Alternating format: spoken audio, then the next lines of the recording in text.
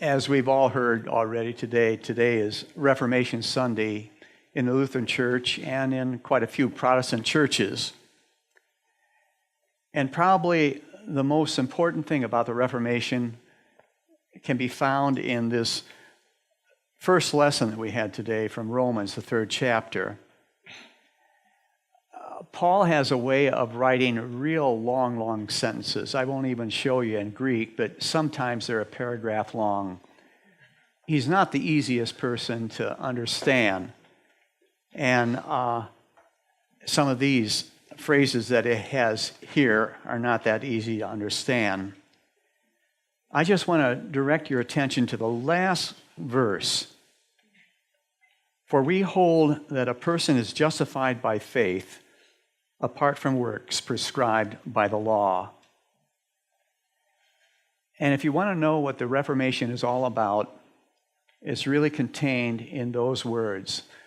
Those words were the foundation of the Reformation, what the Lutheran Church based its faith upon, and what every Protestant church that followed Luther based their faith upon.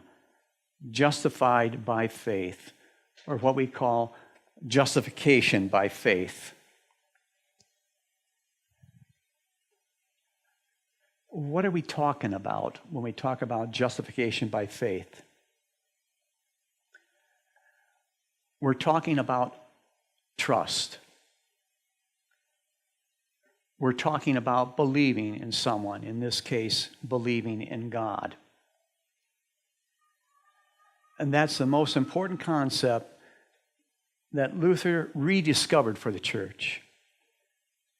And the most important concept that has made me, I think, today a Protestant. The idea that I'm justified by faith, not by what I do, but just because God, I believe, loves me. That's the whole idea that Luther had in the idea of justification by faith. We're saved not by what we do, but just because God loves us. And all we have to do is believe. All we have to do is have faith, have trust in God. Let me tell you a story. It's a true story. It's happened quite a few times in my life. I have a plane, and I take people up in my plane. And this one guy I've known for a few years, we played some pinochle together, had coffee before work, played a few rounds of golf together. And one day I said, "Hey, would you like to go up in my plane?" And he said, "Sure, when?" And I said, "Tomorrow. It's supposed to be sunny, no clouds, no wind. A great day for flying." And he said, "What time?" And I said, "Well, meet me at 7. We'll fly early in the morning." So that's what we did. We flew out over Lake Erie to Cedar Point, and then headed back to Bowling Green and landed on runway 28 in Bowling Green. It was a good flight. We had a great time. But the strange thing about this, and the strange thing with everybody that I've taken up in my plane, is this. He'd never seen my plane before. He'd never seen me fly a plane before. And yet he went up with me. Why? I guess because he's known me. He knows and trusts me. He knows that I'm not reckless. And so he took this chance. He actually put his life in my hands and went up and flew with me. And that's what trust is all about. And that's what trust with God is all about. Going up in His plane. Following His path. Believing that He loves us and that wherever He leads us, it will not be to harm us, but it will be good for us. That's justification by faith. Believing that God will be good to us. Believing that He loves us. And that's the whole simple thing. But people have problems with that. They want guarantees. They want to make sure that it will work to believe in God, to have faith in God. They want it written down. They want to be able to return the car if it breaks down. But you know what? Nothing in life is like that. Nothing at all. We live our lives by trust. Despite laws that punish us, despite the fact that maybe if we do something wrong, they can throw us in jail, everything in this world is done by trust. In our children's sermon, she pulled out, I guess, a $10 bill it was, I guess. I have a $5 bill.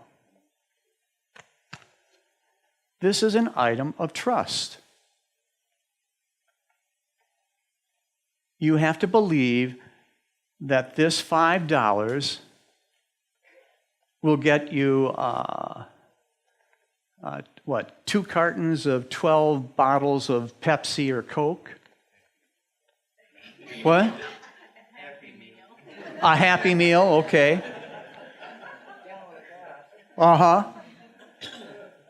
But every day, I'm putting out money like this, and the clerk is trusting me that this is not counterfeit, that they'll be able to take it to the bank, and the bank will accept it, and it passes around this world in that way. We're always exchanging money like this, paper money, coin money, all the time. And it's all based upon trust.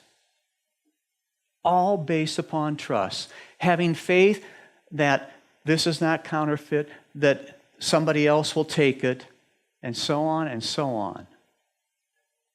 And we put our money in banks, and we're told and we trust that we can take our money out anytime we want to. And that's what your marriages are based upon. You might have gone to the courthouse and signed a license. You might have said your vows in front of some preacher in public with your parents and family there. And yet, unless you have faith in your wife or your husband, unless you trust them, unless you believe that they are faithful to you, it isn't going to work out. Your marriage is based upon trust. You can't enforce it any other way. You make a deal on a house, and it's the same way. You have to trust that the house you're buying is what it was purported to be. And you have to trust that the bank will loan you the money and that you'll be able to pay it off over 15 or 30 years. So why should it be any different with God? If our lives here on this earth are based on trust, why are we always arguing, I want a better guarantee with God? Trust. That's how we live. But to tell you the truth, a lot of times I haven't had trust in God. A lot of times it's hard for me to believe in God. When things go bad, it's hard. It's hard to believe. I don't know how many times I've heard when I visited people in the hospital, why is God doing this to me? Why is he so mean to me? They're losing faith. And I don't really have an answer to them, but to say, trust. God will get you through.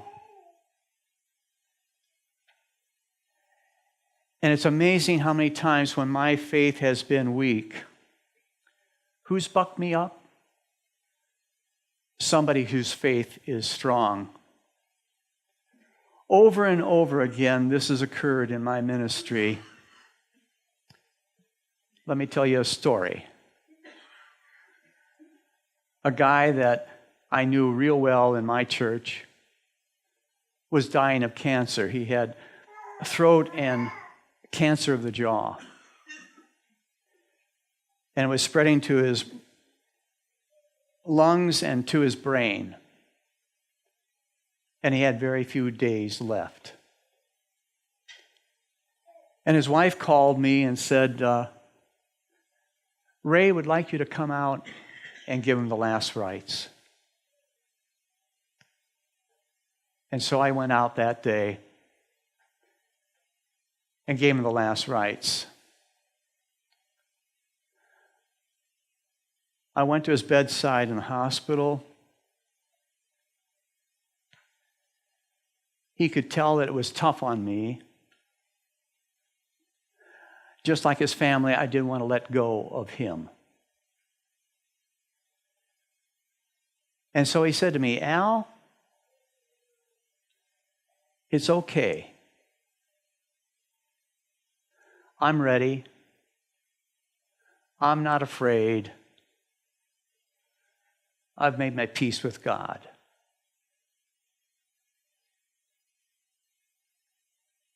And that strengthened me. And so I put my hand upon his head. I said, go forth from this world, O Christian soul, to the God who created you, to the God who saved you, to the God who loves you. Go and join the angels and the saints of heaven. Go enjoy and sing their song.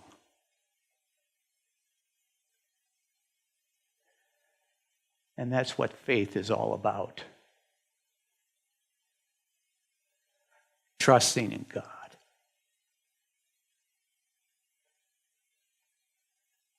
So that's the question for you and for me. How is it with you? Do you trust God? That's what life is all about. Trusting God.